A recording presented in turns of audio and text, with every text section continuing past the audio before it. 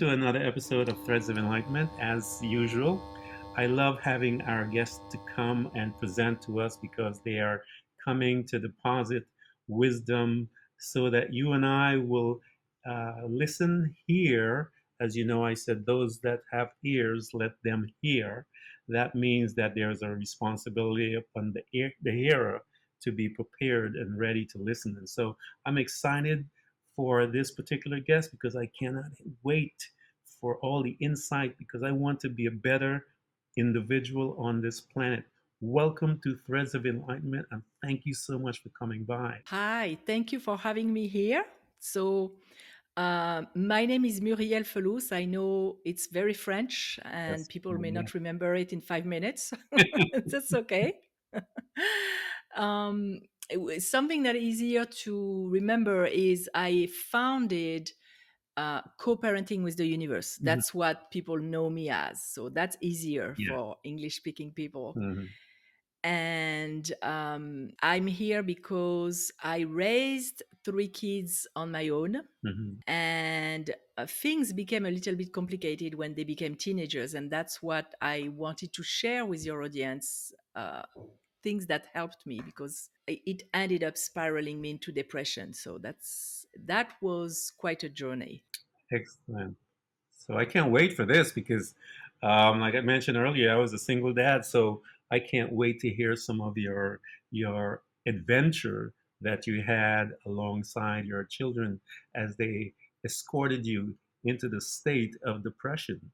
So this is going to be an interesting journey to because I know I visited there for a while. I hung out there for a little while myself, um, and then I began to make some of the changes. So I'm excited.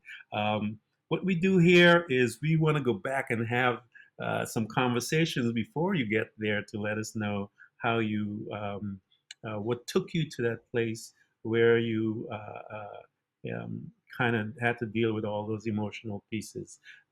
Give us some background as to your home, your upbringing, family, that type of thing, so we can get an insight as to how what type of program that you were exposed to. So I grew up in France. I'm sure people can hear it. I I can't hide it. I landed. I graduated high school in France, and then I fell in love with Israel. So I moved to Israel to go to college. Mhm. And so I was infused with a different kind of mentality, different kind of programming because French people in my time were I've been raised to be very proper. Mhm. You don't show too much emotions. You do things by the book. You stay Mhm. safe. Mhm. So that was kind of my upbringing. Mhm. And I had a very strict father, which later on became very obvious when I became a mother. I started becoming aware of what I didn't want to reproduce. Yeah. I then spent time in Israel, 10 years, where I met my ex-husband Mhm. who was from California. And he said, I want to go back. I said, why not? So I left. I had one kid and we left for America. And later on, I moved to Las Vegas, Nevada, where I ended up getting divorced Mhm. and raising my kids on my own with no support, no financial, no physical, nothing, because he had his own issues. Mhm. And I was in a position where I had to protect my kids Yeah. emotionally and sometimes physically. So that was very, very difficult. Wow. And I think that it contributed to the fact that I ended up everything. So I managed to deal with everything okay until they became teenagers. And you have like a bucket of how much stress you can manage, how many things you can manage. Yeah. And sometimes it gets Yeah. fuller and fuller. Mhm. And one more thing will make everything overflow. Yeah. Yeah. And that's what happened. Mhm. I got sick with hepatitis B and I was healing Mhm. when my two of my kids became to be very adventurous with their choices in what they were doing, going to parties, Mhm. started like smoking weed, drinking. That was also when weed became legal in Nevada. So the message for them was like, oh, Yeah. it's safe. Yeah. We can do whatever we want. Hmm. And no matter how much I could say the opposite, they would not listen to me. And so I had everything. I needed to be everything for them. Yeah. And that was very heavy on me. And when they started partying and I became aware that one of them tried something else, they were trying like, you know, party, party drugs Hmm. and stuff like that.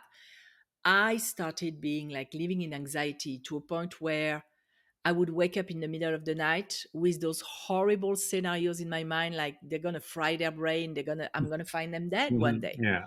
So talking about programming, I was programming myself Yeah. 24/7 to live in anxiety Wow. and not realizing, because I'm a very positive person. I think I've been coaching people since I was in high school, because some people say that they found their purpose. My purpose was always following me.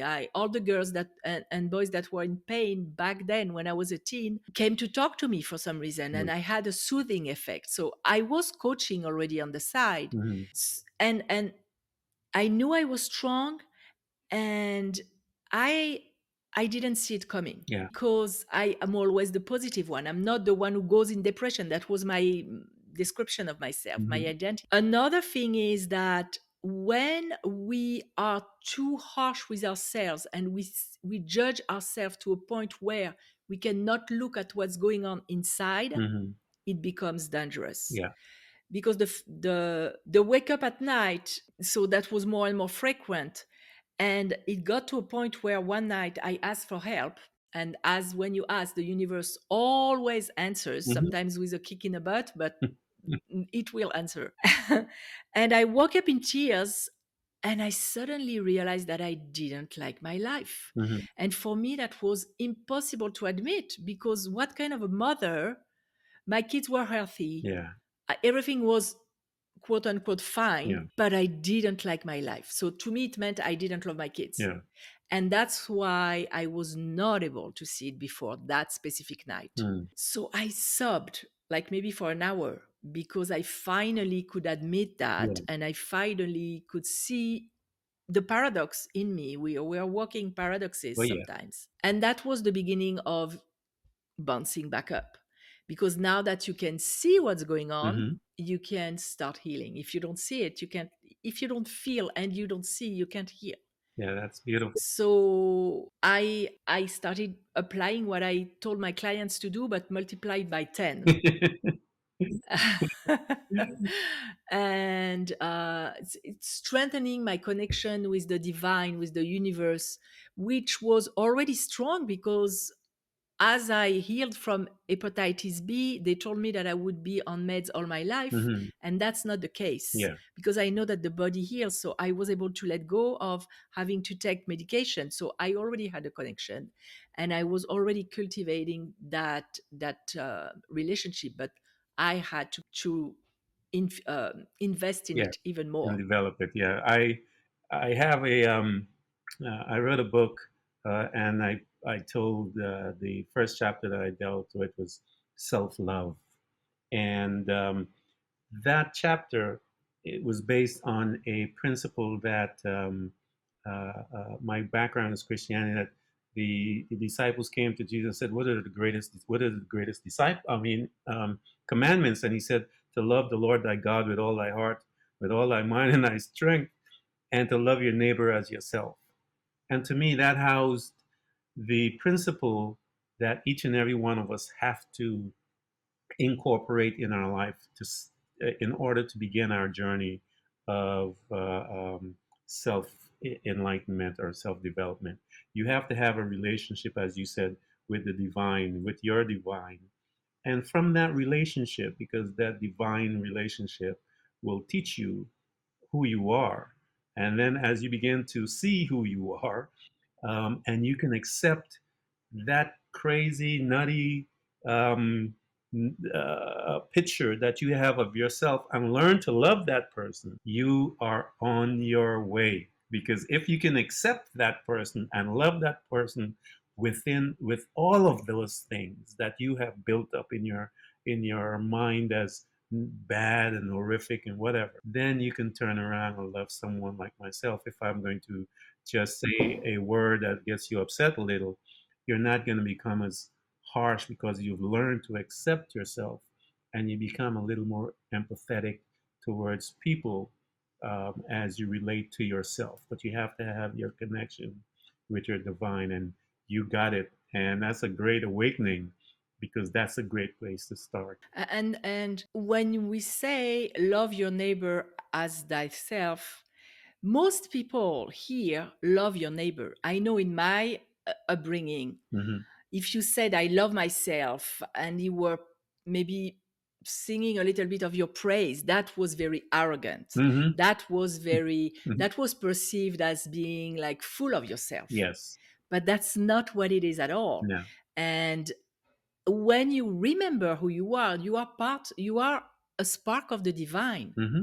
So the fact that were we we entered a human body with areas of shadows and areas of light Yeah. doesn't change the fact that for me, first, I am a part of the divine. I am a soul. I am Yeah. energy. I am.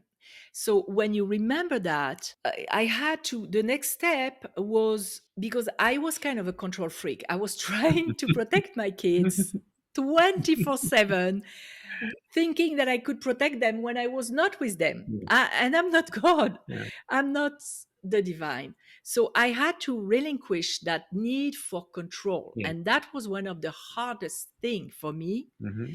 I had to discern where is my area of power Yeah. and where is my area of powerlessness. Yeah. And that area of powerlessness was full of fear, to give it to the divine, Yeah. to give it to the universe. Because the power that protected me, that healed me, that helped me not die from hepatitis B, because there were 2 critical days where I could have died, Wow. that power is also protecting them. Yes. So strengthening my faith that that power was protecting them. And that was not very easy to do, but luckily I had tools like, I don't know if you're familiar with emotional freedom technique, tapping. Mm-mm. Have you heard about tapping? Yeah, but I'm not. So for the audience, it's a technique that will, you use the meridians, that the end of the meridians that they use in acupuncture, Hmm. and some notions of some elements of psychology. And basically, what you're doing is you intercept the stress response in your brain, the stress center, the fight, flight, or freeze center of your brain, Hmm. when you feel that there is a threat, whether it is for yourself or for your kids. Like I was imagining them dying or hurting themselves. So my whole body was on alert. Yeah. And when you are on alert like that, the blood that normally flows into your frontal cortex, the newest brain, the one where you can be coming up with solutions and analyzing and being creative, is detoured Yeah. to your limbs because your body gets ready to fight or flight or run, or and you can't think properly. So I had first to intervene on my fears before I could relinquish that portion to the divine. Yeah. And I use tapping. So you tap on the meridians, your nervous systems calm down, Hmm. and then you can access a thought that will bring you peace instead of turmoil. Yeah.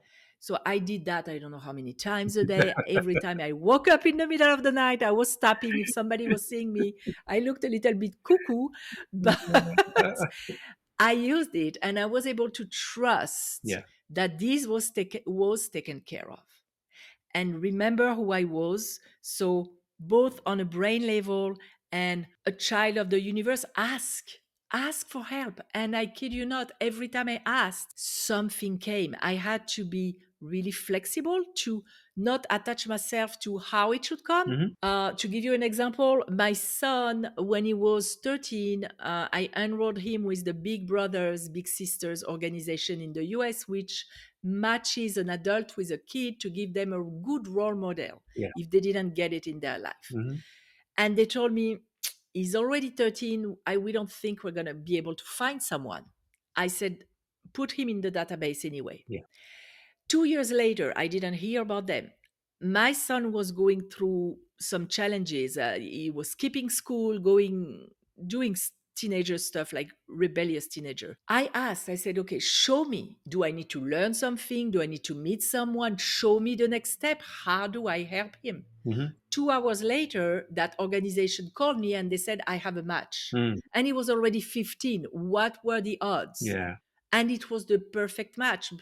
He got in contact with a man that had so much in common with us, with our family, so they could understand each other. And it helped him until he was 17 and a half, because we moved countries recently. So until then, they were seeing each other and he was mentoring him and being his friend. Yeah. So every time you remember who you are, you can create miracles, because you connect to the source, Mm-hmm. you ask, and you're going to see what's the next step. Yeah. And I also believe in energy. So I believe we're like taking elevators. Mm-hmm. If you want to see, some people say manifest. I think about it more as aligning, Mm-hmm. like stopping at a floor of hope. For example, let's say you are a parent, or someone is not doing well in your family. You can't be really positive because the gap is too wide between where you are, let's say in despair or fear, and being very positive. You can at least get neutral or get hope. Yeah. Then you're gonna vibrate at that level, and you're gonna see, on an energy level, you'll be vibrating there. So you'll meet people, things, opportunities, everything that vibrate at the same level of hope. Mm-hmm. And soon you're going to be solid there, so you can go higher and higher. And that's true at a brain level, because of the part of the brain that matches reality with your beliefs, Mm-hmm. the reticular activating system. And that's true on an energy level, the same energy that can, when I was a kid, I was fascinated by opera singers who could shatter a glass with Mm-hmm. their voice. Yeah. That's vibration too. So Yeah. that's the same concept. Mm-hmm. So all that I used and bounced back from depression. And I used to coach people on relationships. I decided at that moment, no, I'm going to coach moms. Yeah. I have one dad now, I must say, in my membership. So I'm happy about it. And I shared that. I coached them with that, because it's such an amazing resource to have that sense of not being alone. Yeah.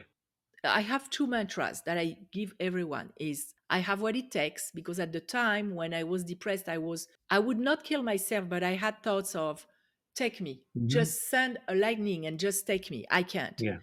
So I felt that I didn't have what it takes to deal with what was going on. By the time I decided to embrace the mantra, live by it, I have what it takes. Mm-hmm. And the second one is I'm not alone. With those two things, they were like almost my secret weapon. Mm-hmm.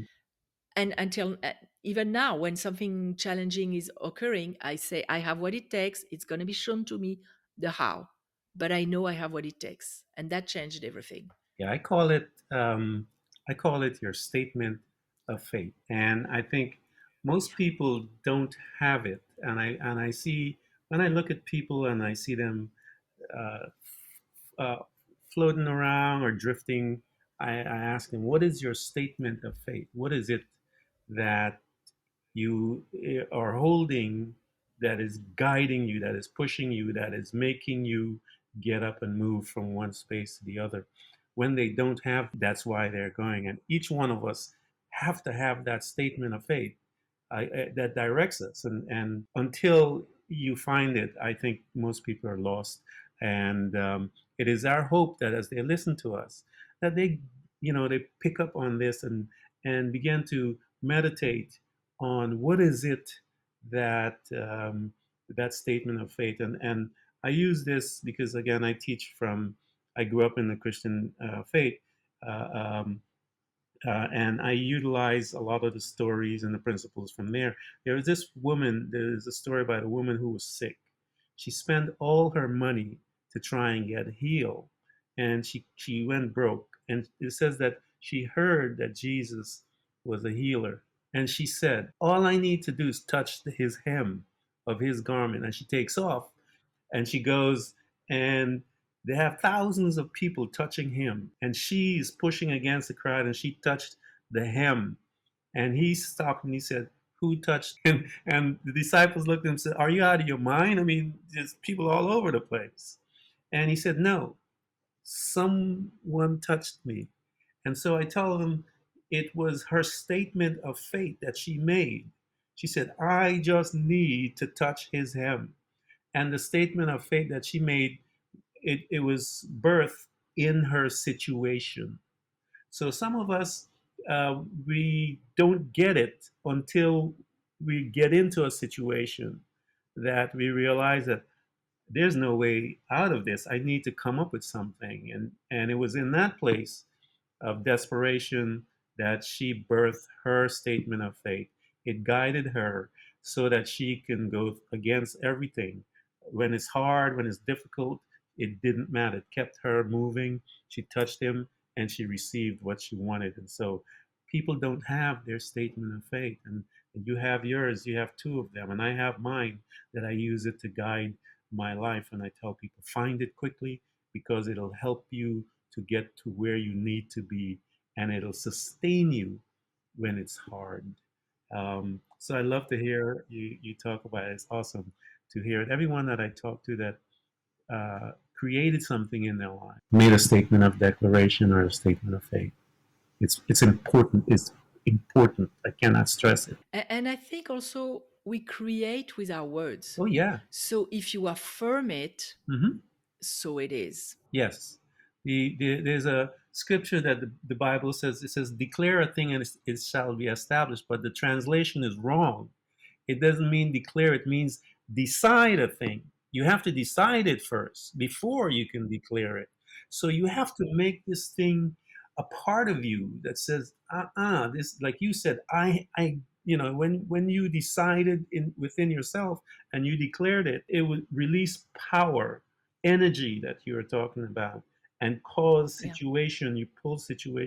You pull people, you talk about that energy that brings you to this area and you build your energy. That's what you're calling when you release those words. And they manifest through Yeah. people because people are energy. So it pulls the people to you. That's my belief. It does. It does. And I must say that sometimes what I see with clients, with moms, is when they are facing something really, really difficult, Hmm. they say it, they don't believe it Yes. completely yet. They decided that they want to believe it, Hmm. but they're still a little bit Yeah. shaky. Thank you. And continue Yep. because it grows stronger. Soon enough, all your cells which will shout it. Yes. And that's going to be who you are. Yeah, that's So, exactly the principle. Um, they said it says fate comes, or your belief system is affected as you keep hearing it over and over. It becomes a reality. Um, and so just keep saying it, even if you don't feel it. Um, it will lodge within you, and you will own it. One day you'll wake up and go boom. And when you speak it, it will pull people to you, like what happened with your son. Um, uh, the principle is ask, and it shall be given. If you don't ask, it, we don't ask because we still believe we can handle it within our ability, but we ask usually when it's not within our ability. Um, you talked about, I call it compassionate detachment. I had to learn it. I put a yes. fancy terminology to it, but compassionate detachment meaning I love my kids, but the decisions that they were making were freaking me out. And but I had to learn compassionate detachment to back off and allow them to create their journey. One of the hardest lessons a parents will ever learn. And to tell you how deep I went into it to learn that lesson is I was so afraid for my kids to die that I had to address that fear. The way I do it is when I have a fear, I go down to the bottom of it Yes. to see that even if something gets the worst that it can be, Hmm. I'll still be given the tools. Yeah. So I said, okay, I am not powerful enough. If I'm meant to lose a kid in this life, I'm not powerful enough. Their soul chose to, let's say, God forbid, die at 20. Hmm. I'm not going to stop that. That was their soul's choice or God's choice, depending on what people believe. So there is no point in allocating energy in something that I cannot stop or have an impact on.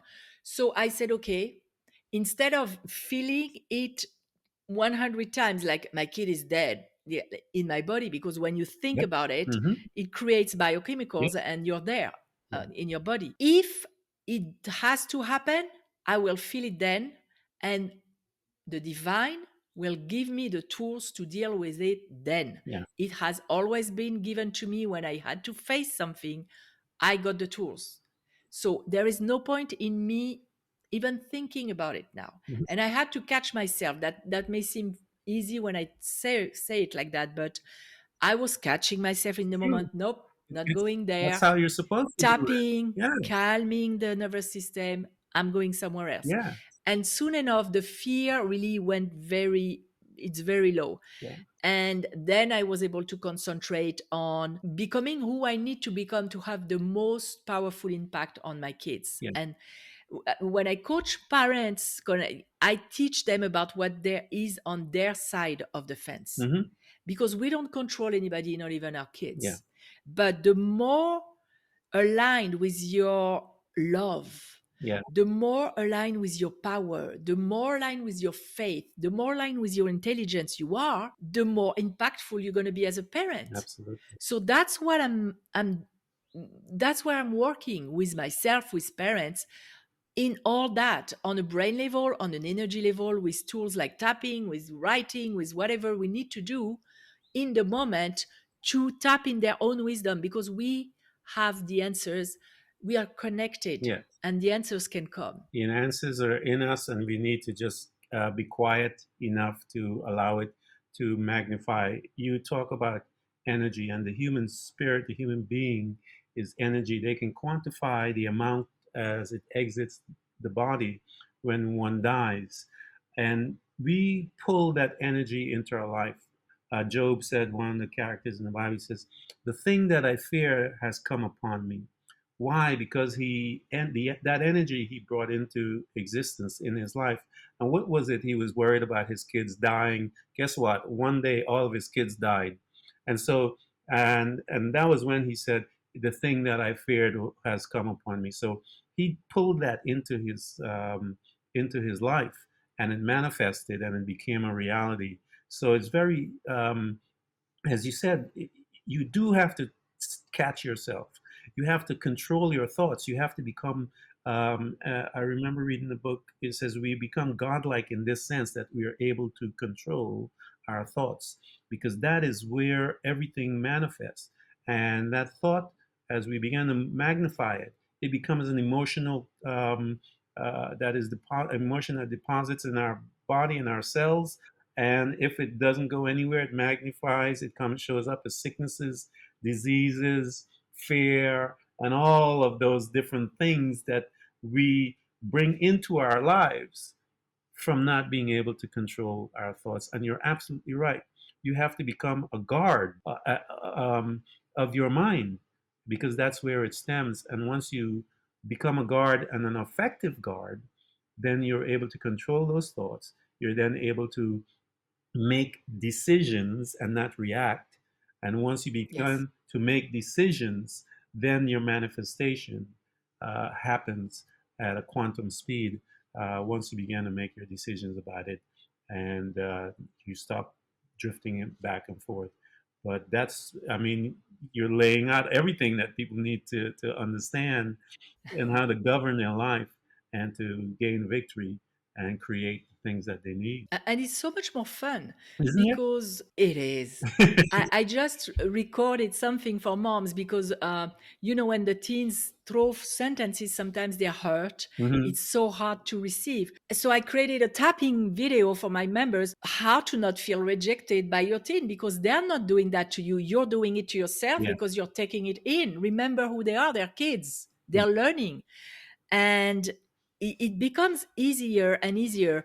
And on you talked about intervening on our thoughts. I have a thing on my website. It's a back to peace kit for moms, Hmm. and one of the tools in that kit is a visualization Hmm. to detach. You talked about detachment, Yeah. to detach from the thought that you go into it in a loop, Yes.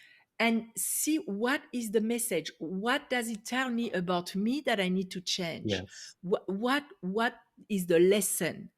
And it's just with a lot of self-love and self-compassion, because we're going to go back there. Yes. We're never going to say 100% of the time watching our thoughts, doing what we're supposed to do.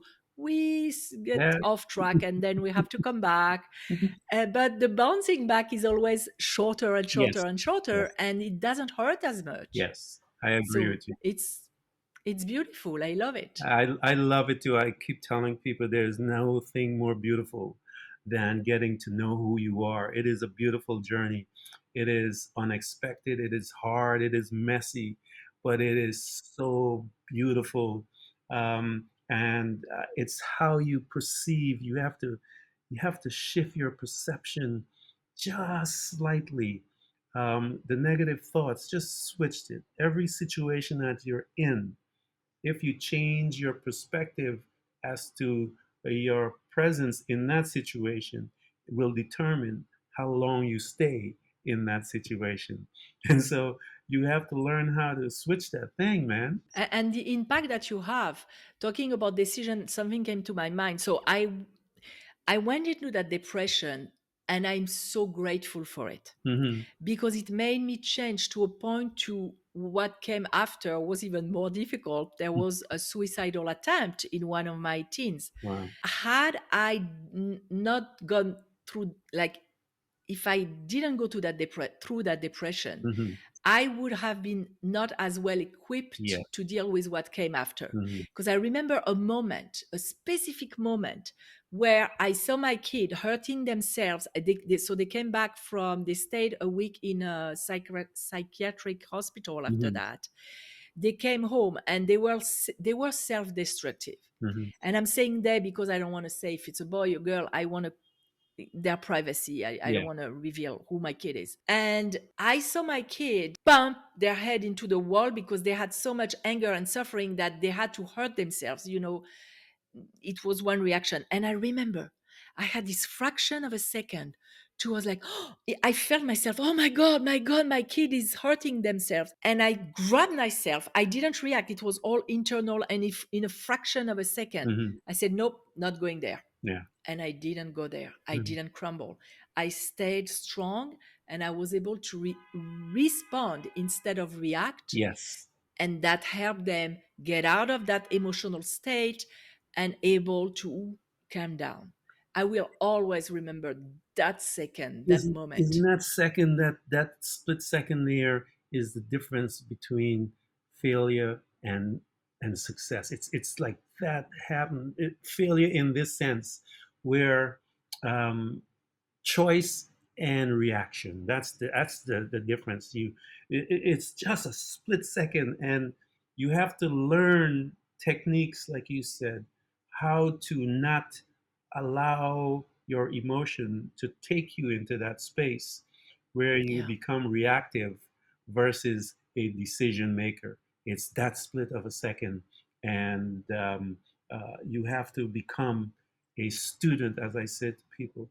That's what revelation is to me. You become a student of yourself. That's what enlightenment. You study yourself. You're reacting more, and as you said, you go back and forth and you veer off.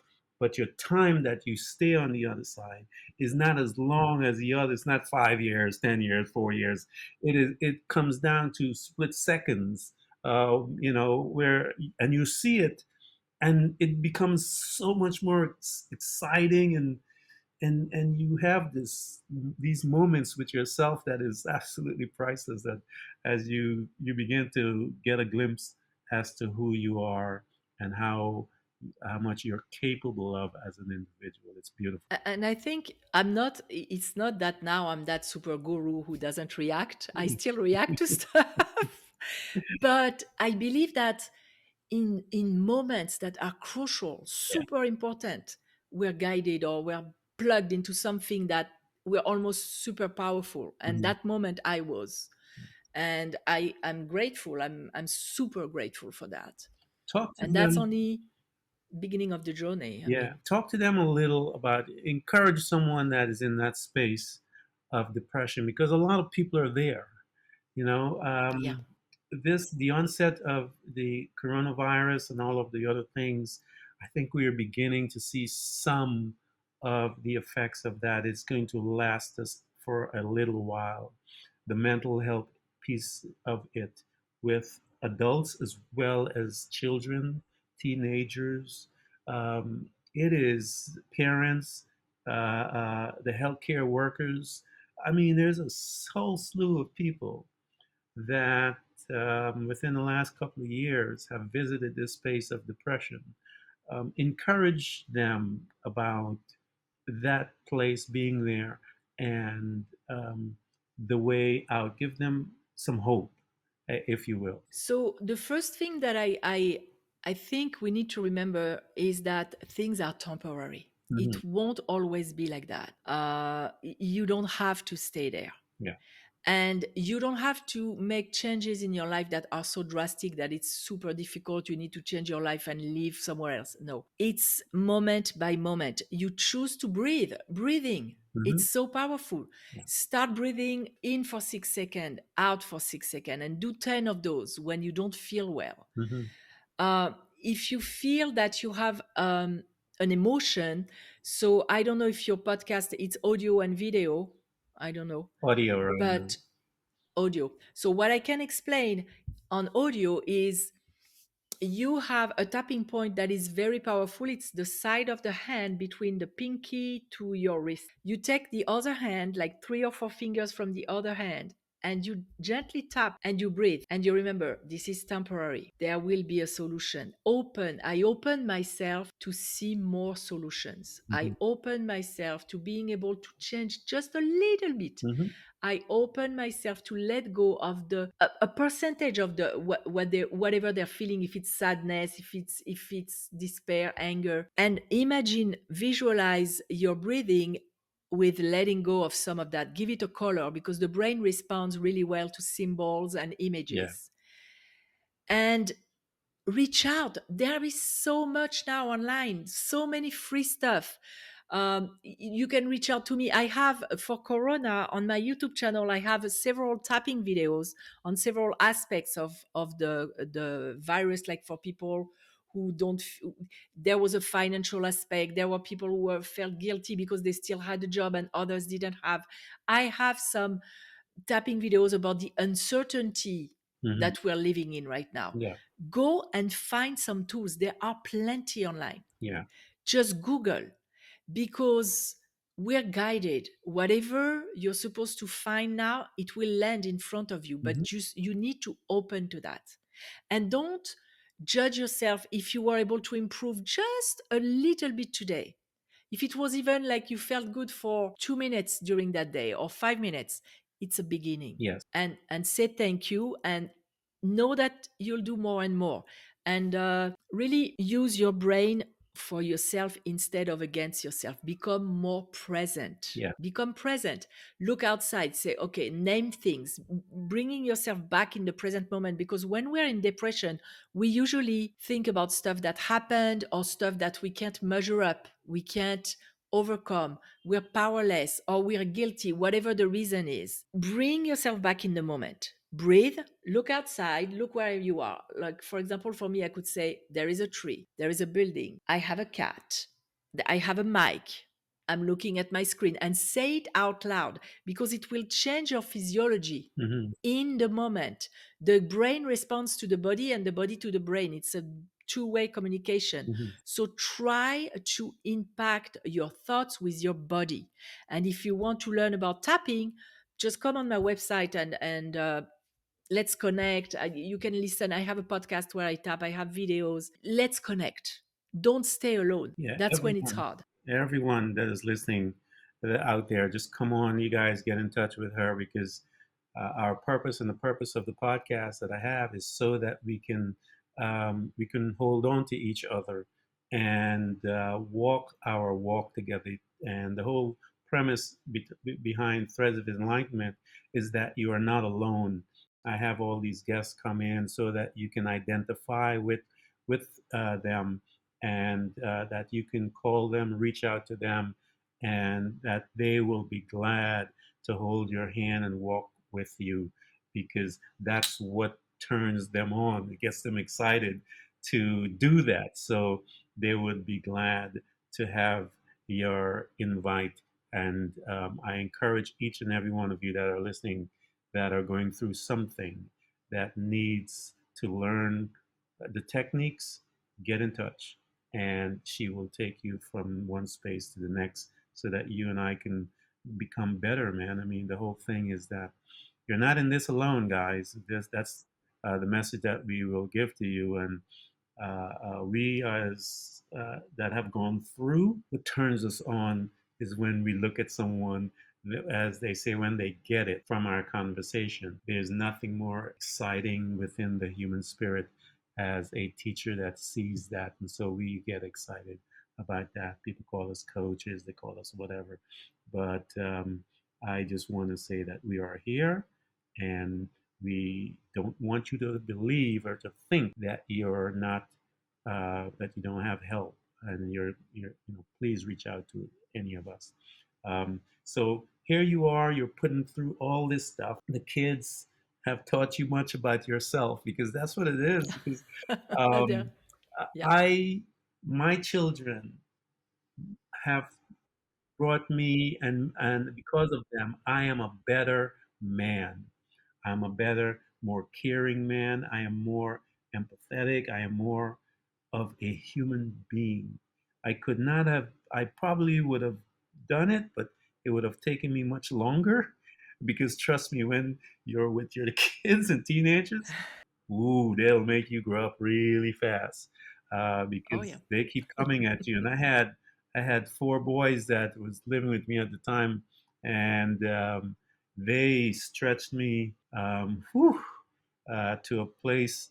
It was 14 years old that all of them lost their mind, one after another. There are best teachers. Oh yeah, they, every one of them lost their mind at 14 years old. I kept track of it, and it was back in their 20s when they regained, when they connected, when the mind and their body reconnected, and then we were able to have a better relationship based on that. Because I got a call from my son, my eldest, and he said, "I thought you were a prick." I really thought you were a prick." But he said, now that I'm on this side and I am a grown man, a young man, I saw, now I'm seeing the value of what you had invested. And there's nothing more exciting to hear that coming from a child that thought you were a prick. It's so rewarding, and you say all the hard work Yeah. has landed. It was not one sentence also that helps when you're in pain. It's not in vain. Hmm. It is not in vain. You're growing. Remember, it's not just suffering. There is something behind it. Yeah. And and teenagers, so they're hard on one side, but on the other side, I look at my son who's 18 now, and I've been looking at them even when they behave in a way that I didn't like. Let's say he was skipping school. Hmm. He was, and two of my kids were like that. They were, the first one was straight A's, very type A. The Hmm. last two, they're so smart in a way because they know how to invest the least amount for Yeah. the highest results. Yeah. And even though we don't like that in school because they don't have the amazing grades, Hmm. it's an amazing aptitude, quality, I don't know how you call it, Yeah. to have in life. Yeah. If it was the stock market, boom, that's what you want. So try to see what can be positive that they're using maybe in a negative way, but will serve them in life. And it will give you hope and you will laugh a lot too. Yeah. That period of my life um, when that thought came, because I was concerned about some of the decisions that my children were making, and I woke up one morning with that phrase, compassionate detachment. And I remember when it came to me, I sat down because I used to do a lot of meditation, and I remember just meditating on that phrase for a while, trying to put sense to it as to exactly what it meant. And then as my son's decision making um, began to manifest all of the results of those decision making, I began to understand what that meant. It wasn't for them, it was for me to get it and learn to love them regardless of the decisions they made, and to embrace them, um, because they, as individual, still have to create their path. And even though, I, as a parent, looking at that, going, that's not the path that I would choose, it's still their path. And I have to be there for when they learn those lessons, that that decision that they made may not have been profitable for them at that time. And so I had to learn how to disconnect. And it was a hard lesson, but it was a priceless lesson. It is a hard lesson. It's very hard because we terrorize ourselves with our Oh, yeah. beliefs of, uh, oh my God, they're gonna be struggling with money for the rest of their lives because they don't go to school. You Yeah. know, we go from A to Z directly Yeah. with the worst case scenario, Uh, and that's what had to teach myself not to do, and that's what I teach parents not to yeah. do. Don't terrorize yourself. No. It is a beautiful lesson. It's all about the self. Um, I remember Caesar. I used to watch this show about him training dogs and stuff like that, and he would Oh make this yeah. this statement. He said, "It's not the dog; it's the person." And Yes. he spent more time training the person and not the dog. And that's the same thing when we look at our kids and whatever. The lesson or the impact is for us to train ourselves how to be a better individual, how to be open to more um, uh, uh, avenues. Because guess what? Your kids are the perfect set of people to help you open up to more avenues.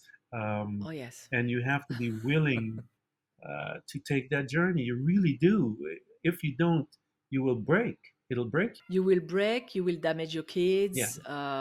They are the perfect mirror Yes. because you can see yourself through them, through your reactions, through your fears, through everything. And when you're talking about Cesar Milan, that was his name, right? Yeah. Hmm. And he was talking a lot about what energy do you have? You Yeah. need to be the alpha. Hmm. Hmm. And I remember, so I went to a workshop. I don't remember. I think it was Hay House with Louise Hay or something like that. And I came back. So we did some work on ourselves. And I came back home and I don't remember what I told my kids that I didn't like that they did, but I didn't scream. I didn't yell. Yeah. I was so strong in my energy. My energy was backing up what I was saying. And Hmm. I didn't have to repeat it twice. They all went and did whatever they had to do Yeah. because you're backed up with your energy, with the whole of who you are. You're on one line, and that's the secret to power. It's to be aligned like that. Yes. Murielle, I want to thank you for coming here. I mean, this we're almost an hour already, and it is so Oh wow. flowing, that this conversation that we're having, because it is impactful. Parents need to hear it. Not just parents, people need to hear it, because everything that we talked about is about you looking more to yourself than looking to what's happening outside of you. Um, and once you learn how to master the self, you will master everything around you. And you do that. You mentioned some of the tools that you utilize, the tapping, all of the different things. Some people that are listening and know me, that follow me, know that the thing that I utilized was my meditation. And I tell them meditation is done in many different forms. I just happen to like the classical, but there's thousands of ways to meditate. Don't trap yourself trying to sit down and cross your leg, and you're losing your mind. Don't do it. Tapping is another way of meditation. Find what is good for you and do that. And it is peaceful, it is easy.